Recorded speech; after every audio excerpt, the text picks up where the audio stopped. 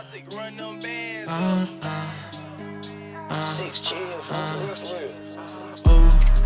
sky not my limit, and I'm Good morning, good morning. Good morning.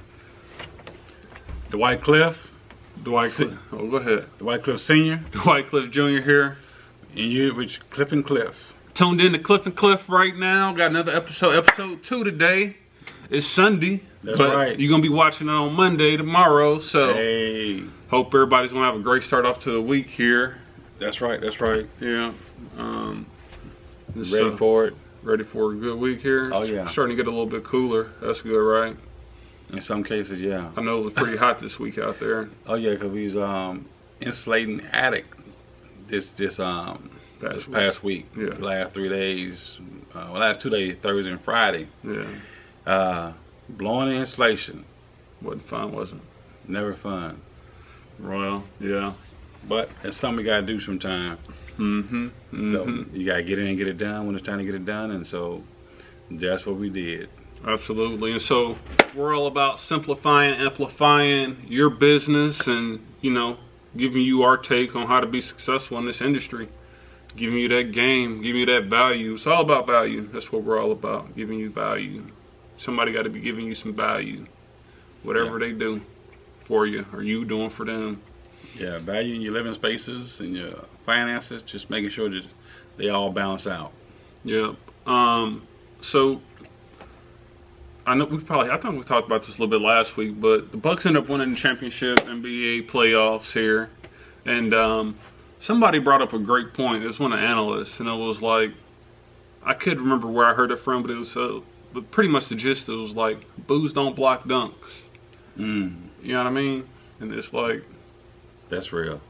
Right, because it's like there's going to be a lot of naysayers, and especially on the climb, there's going to be so many things that, and if you pay attention to it, you know, can get to you, but ultimately it doesn't matter. You know what I mean? No, it doesn't matter. I mean, when we talking about Giannis, Giannis and his game plan for his when he's out there playing, hey, he come to play, he come to win every night, and that's what makes a player. Yeah, a star. Yeah, he's coming with that hard hat every night. And, well, kind of a backstory to it. A lot of people don't like the way he played, man, because he's more of a, just hard-nosed. I'm running and dunking for the most part, you know. And if you can't stop it, you hate it. And the defense, too. He's blocking shots, and he plays hard on both ends, from what I can tell. Absolutely. So when you play like that, some people are going to be always against you. And then you're going to have the ones just love you, but, hey, what can you say about the world we live in? And this guy is young, he's energetic, he got a lot of energy, and he got the skills, you know, to put it down like that. So, and he won without a super team. He didn't win with like LeBron and you got 5 All-Stars on one team. You got probably one other All-Star on this team, and Chris Middleton. But outside of that, you know, you had the guard as well, but he's really good. But ultimately, it wasn't no team that was all stacked and that should be winning, like on paper, it should be winning every game like they did, how they got to the playoffs, you know. And yeah, boosts don't block dunks though, and that just kind of means to me, man. They've been booing him a lot. Yeah, absolutely. They were booing him at the free throw line and just talk, and that they was just really just talking a lot. You know what I mean? Just like, hey, but. No matter what somebody says about your business, either family, friends, out just even just general public, you know, no matter what they say, if you keep on trucking and pushing through, nobody can stop you. But if you allow them to speak over your business or speak over your life and allow them to get to you, you're not going to be successful. Yeah. So I know the same thing. He's going through the same thing with the basketball, that not allowing people to judge you and keep you back from doing what you came to do. And it works in business too, like you was just saying. So when we're in business and doing what we do, there's gonna be people that's always talking about, oh, they not all that good, all their prices is this, price too high. Yeah, or they can't get it done fast enough. But sometimes speed ain't the answer. It's more about quality and what you do, and make sure stuff lasts and looks good.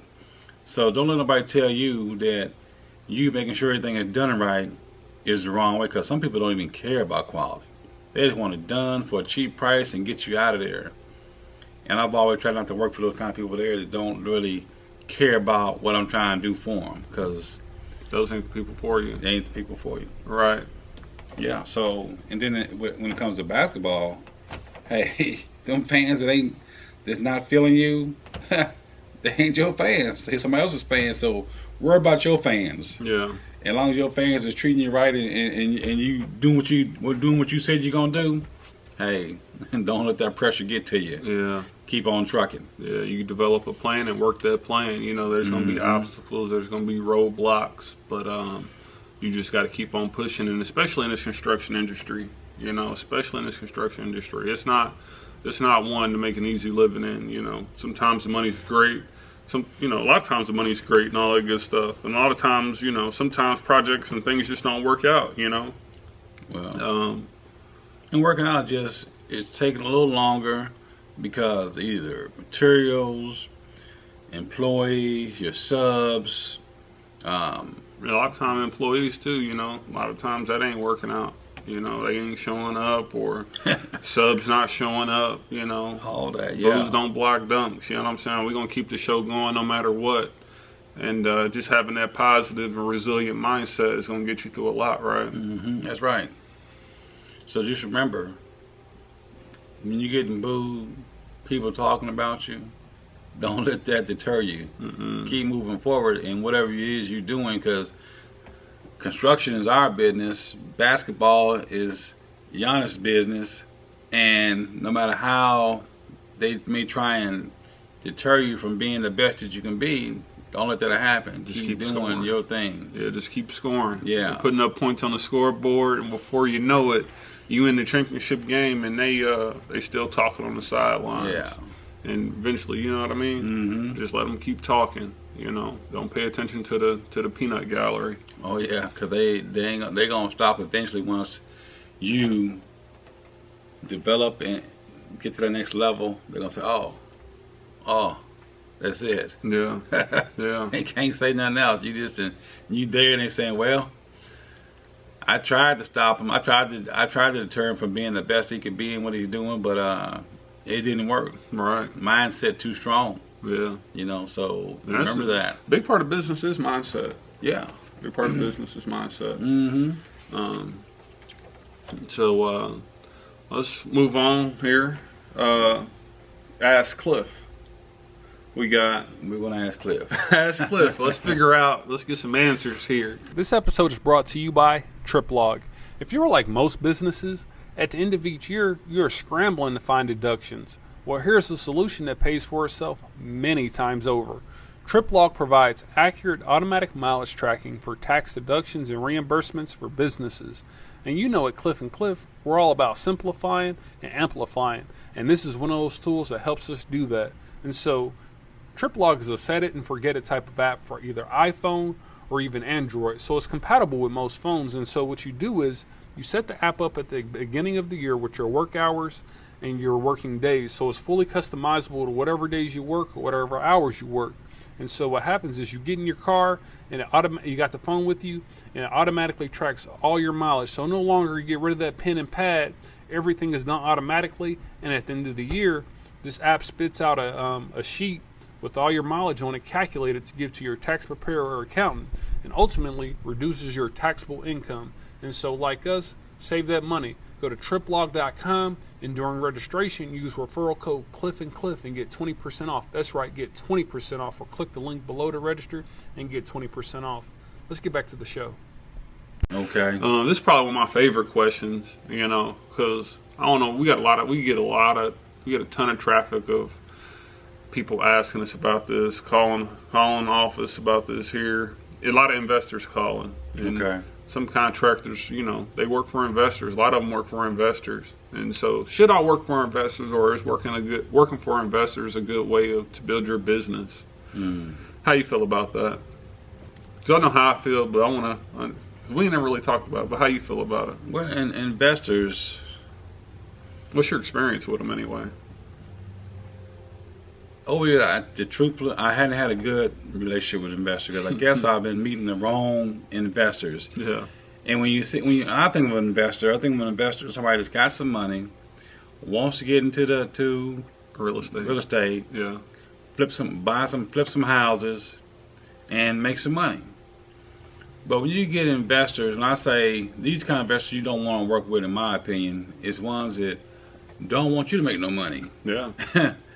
They want to make all the money, but because they want you to bid them. Yeah. And you're putting out bids and take the lowest bid. Yeah. Well, I'm only going to work with I don't want to work with an investor who wants to work with me. Yeah. And me only. Yeah. So that would be a good investor to me, just to come to me and say, hey, Cliff, let's go together. Let's come together and get this project done over here that I picked, and then I help him see what need to be done, and we come with a game plan and a number. Right. Right. At that point. Right. And to that same point, it's like they don't want the quality that you want to provide. You know what I mean? So I say that sometimes, like if you just get into the industry and you got to get some work going, I think that investors are a great way to break into the industry, because a lot of times they're not savvy. Most investors aren't savvy enough to know a good contractor from a bad contractor. So one, their education is off. They're not really sophisticated.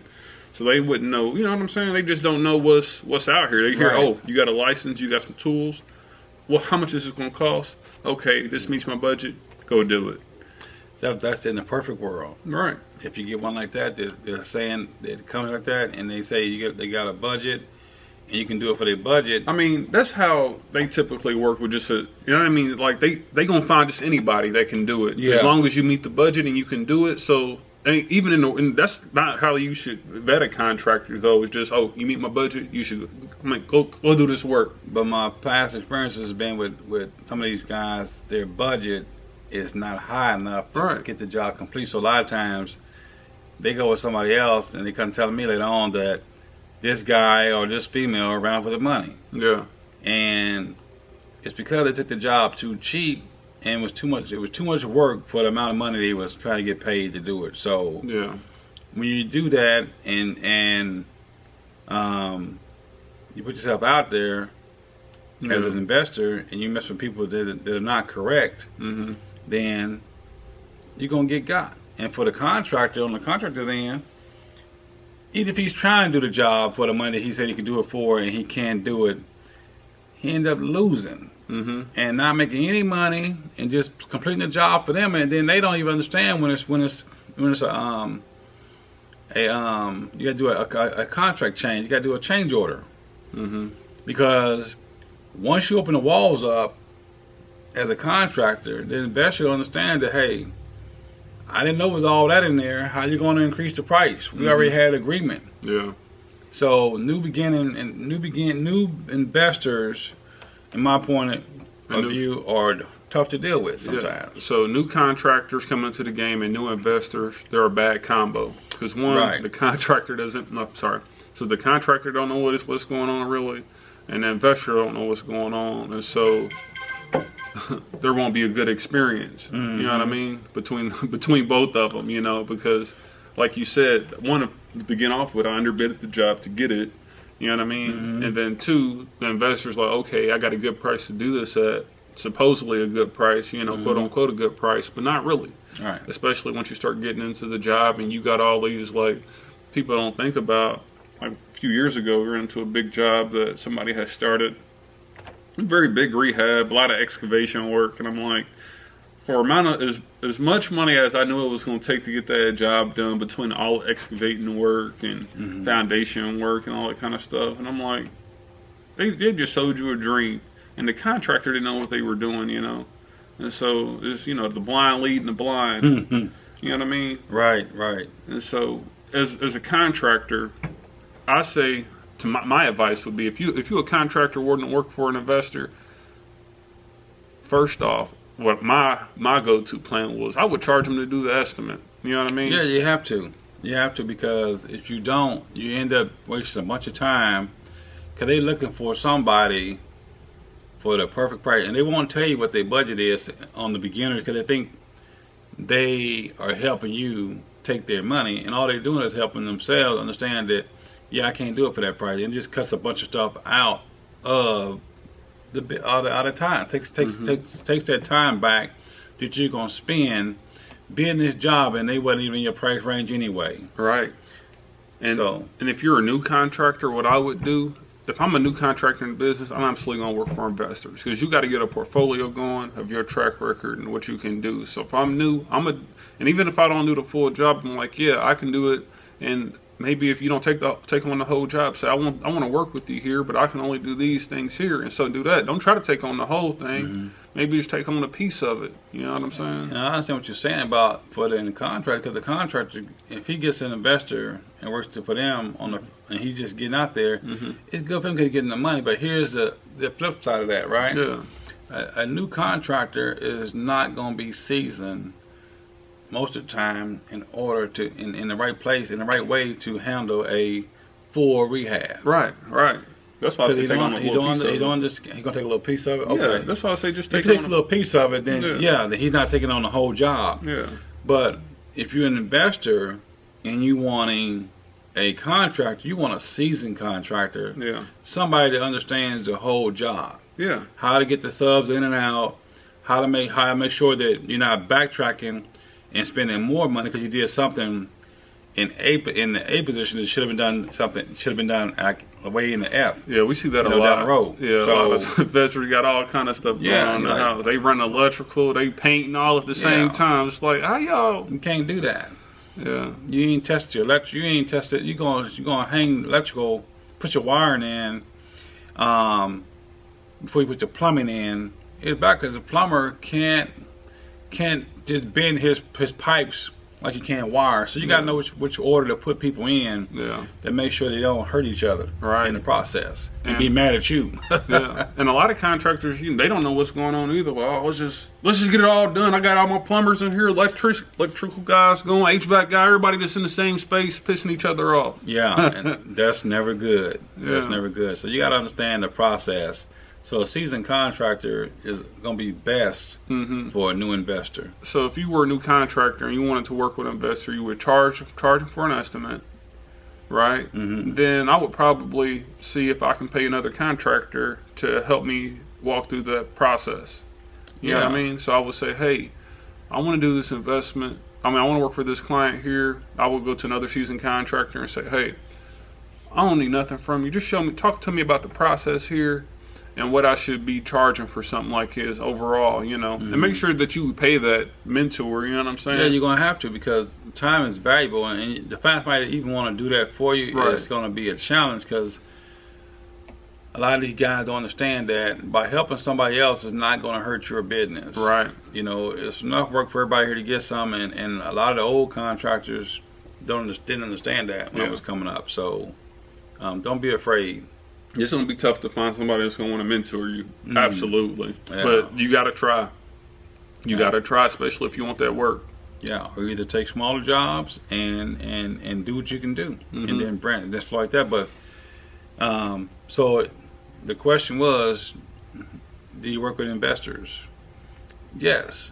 If you're a seasoned contractor, I would most definitely be able to work with an investor if they can meet your price. If they can meet my price, and the price is about if they understanding the business. Yeah.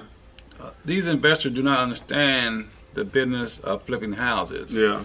So you gotta make sure you're talking to somebody that understands that, and not just trying to go in there think they're gonna make a bunch of money on this first one because they're gonna cut you down to the bare minimum.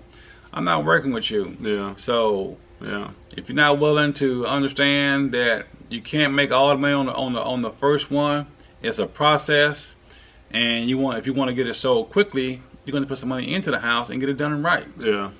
A lot of them don't want that, so in my experience, most of the investors, unless it's a private investor that's like, yo, we want this house and we want good quality on this house here, that's the only way you're going to be able to really work. From my experience, they don't want to pay for quality of work. They just want some wham bam, thank you ma'am, I'm going to make all the money. And most contractors live in a poorhouse anyway. That's just the nature of the business, because they all scrounging and trying to be the lowest bidder on the block, and never being the lowest bidder is like a race to the bottom. You know what I'm saying? Like trying to undercut people. Like, oh, that's how much they're doing, I can do it for cheaper, and everybody's just racing to the bottom. You know what I mean? And that's why you see contractors. I I know we got contractors on here watching us, but a lot of these contractors, man, they put enough money into the business, upgrading equipment and stuff, because everybody charging for the lowest dollar. And that ain't no way to run a business. You got to charge what you got to charge with your profit to make a living and to increase your business. Yeah, and let that be the way you do it. So, investors, it depends on where you're at in your business, and if you need that. Because we work for investors, we absolutely have, but they got to be able to understand, like, when we're talking about, when we're walking through, telling them this is what we're going to see. This episode is brought to you by Grasshopper. As a contractor, we struggle with answering the phone and separating personal life from work time. You know, we never shutting that phone off. All of our clients got our personal numbers. That's a bad situation. Well, here's the solution that gives you more credibility, privacy, and flexibility to do business anywhere. Grasshopper adds a business line and virtual phone system to your existing personal cell phone. So no longer do you have to have two cell phones, one for business, one for personal. It's all on your phone now in the Grasshopper app. They have an app for iPhone and Android, so it's compatible with most phones.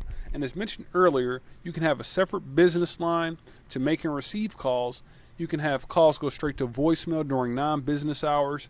You can have your phone ring multiple people at once, so you know whoever picks up first can get to the call, so you never miss a call. You can sound larger and more credible with custom greetings and extensions.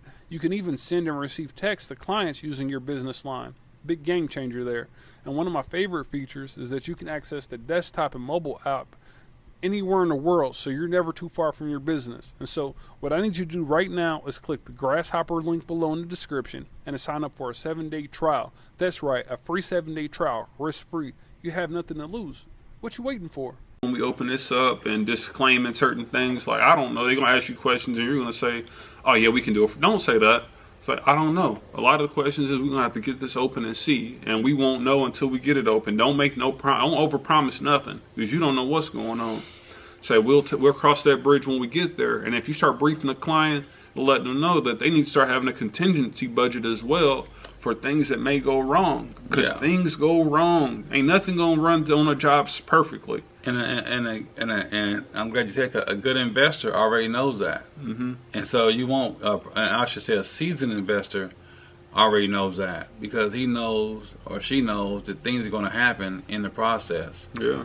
And you may want to upgrade stuff as you're going through the project. You say, oh, I want this master bedroom on the north side of the house, or instead of on the east side of the house. Yeah. And so you got to be ready to have money to make that decision, because that money, that making that decision may make that project that much more valuable. You know, so those are the important things that the contractor, the seasoned contractor, the seasoned investor will know when they come together and end up with a better project, and everybody make more money, and the project ends up doing exceedingly abundantly better than what it was at first.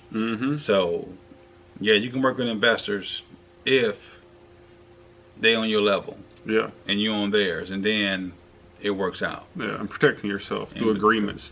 I've seen why don't we all make that a topic on here? Yeah, agreements and working off the agreements, because that's a lot to get into. An investor, because that's a lot of people working off agreements. Both parties are working $180,000 job on 10 lines of writing.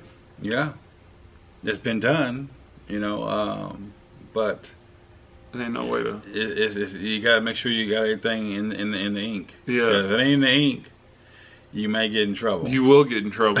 You will get out. Let's get in. That's a whole. I love that. We're gonna save that. All right, we'll get in that. Ooh. If it ain't in the ink, it ain't good for you or them. All right.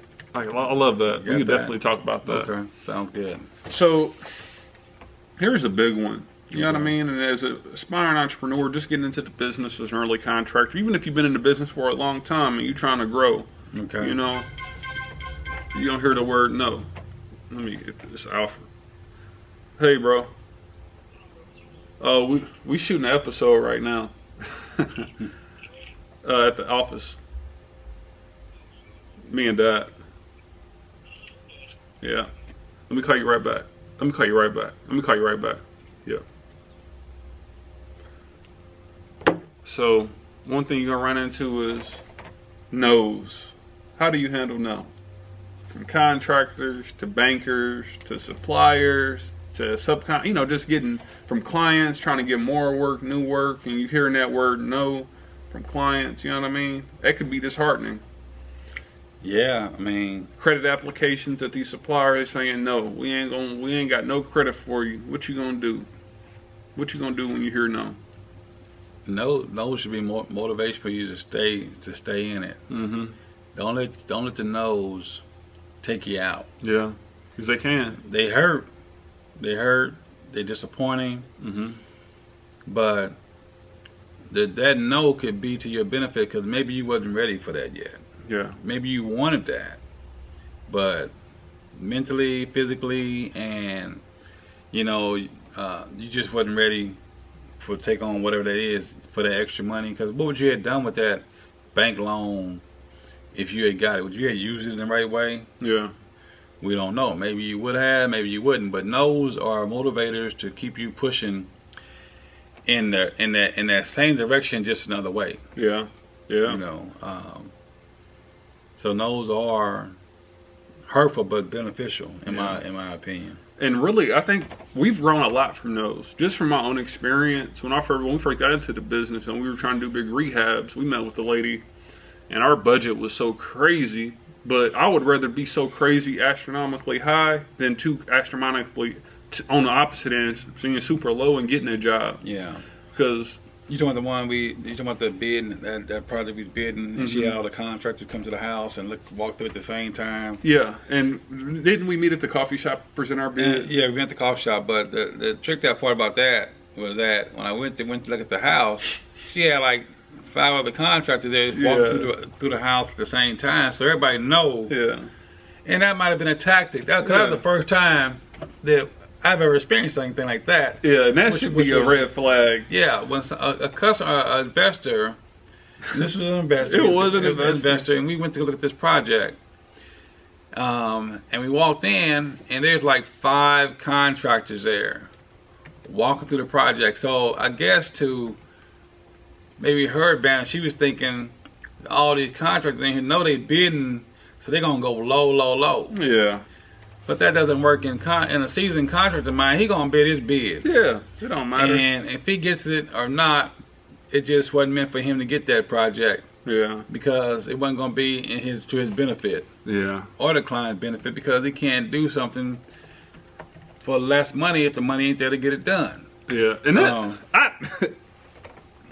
that should be a red flag too. Yeah. And that's a whole topic in of itself. You know what I mean? Showing up and I think that was my first time too. Yeah. That should have been no to us. We should have said no. Yeah. And walked out. Multiple contractors there at once. Yeah. Walk away. Walk away. Walk away. You not.